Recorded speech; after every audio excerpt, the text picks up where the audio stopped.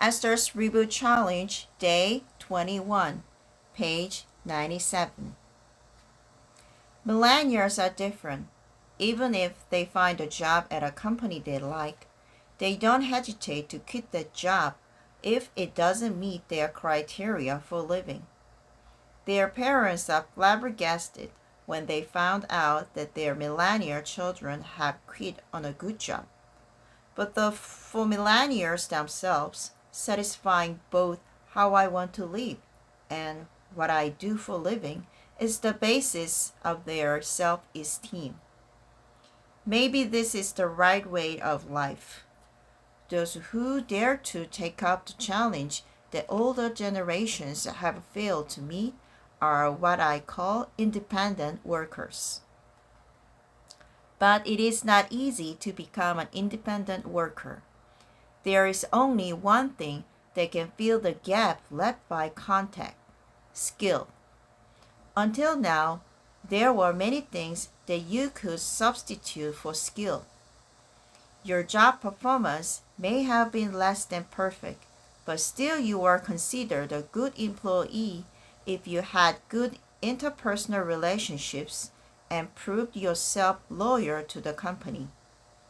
But if the space where you worked with others is gone, the only things that remain and sustain you are your performance and skill. Therefore, you must ask yourself this question: am I recognized just as much for my skill when I work on my own as I was when I worked with others in an office?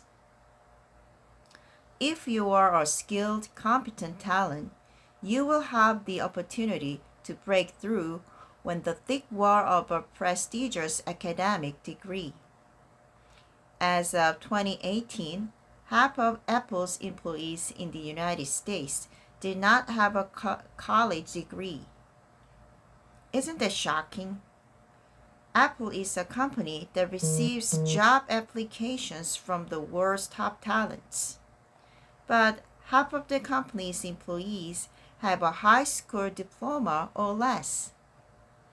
This means that Apple hires competent people regardless of their academic background. And Apple is not alone.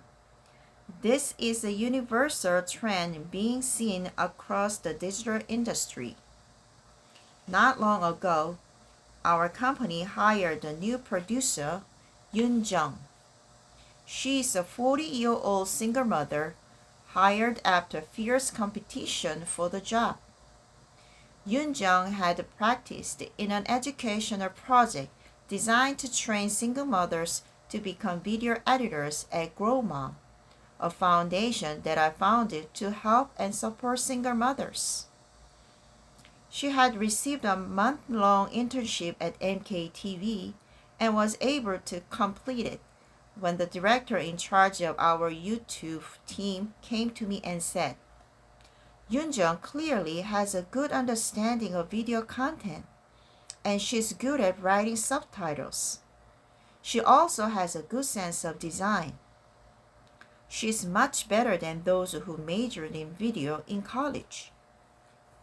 The director was the kind of person who did everything by the book and never said something that he didn't mean. Besides, while hiring and working with employees, I myself realized how video editing skills really had nothing to do with a college degree. Those who graduated from college with a degree in video production knew how to handle basic equipment, but had to be taught the basics because they didn't have actual work experience. There was not much difference between those who had studied for 4 years in college and those who had studied only 6 months in a vocational school. It wasn't a college degree that determined a person's competency.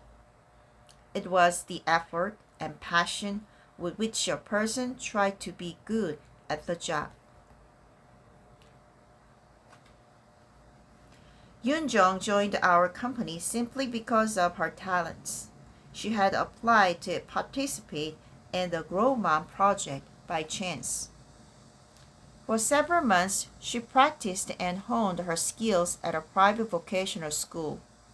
When she realized that she had a special talent, she secured the job through her diligent work and passion. Is it just the luck that strikes those like Yunjung? No, it isn't. When one door closes, another door is sure to open. Ultimately, this is what I want to tell Esther, the YouTube commenter, as well. Instead of feeling sorry for yourself, standing before a closed door, open another door for yourself.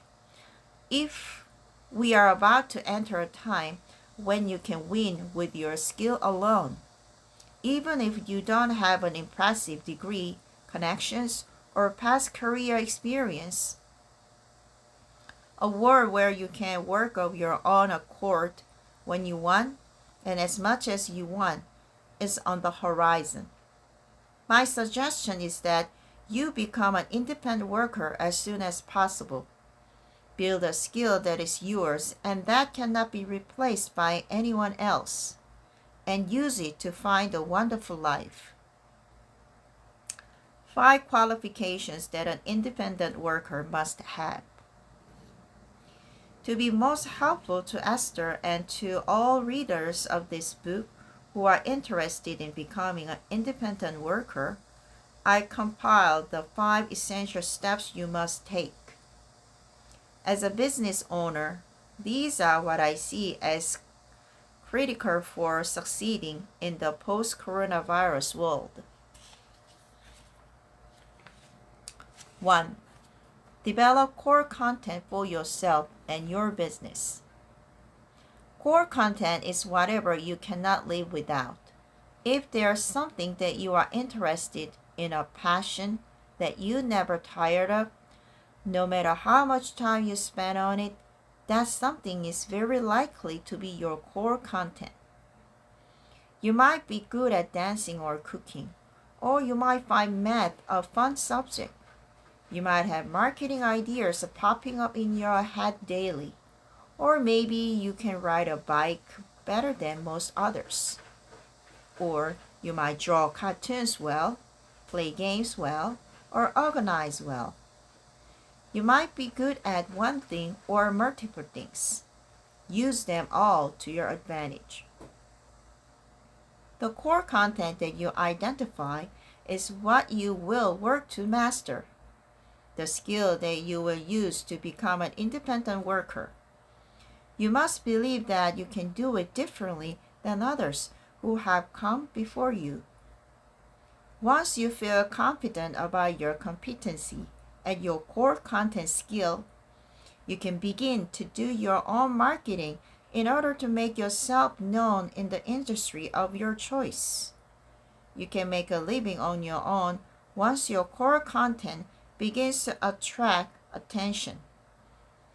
If you can gradually add social influence to it, you can even help others. And thanks to it, you can live a life filled with self-esteem. Thank you.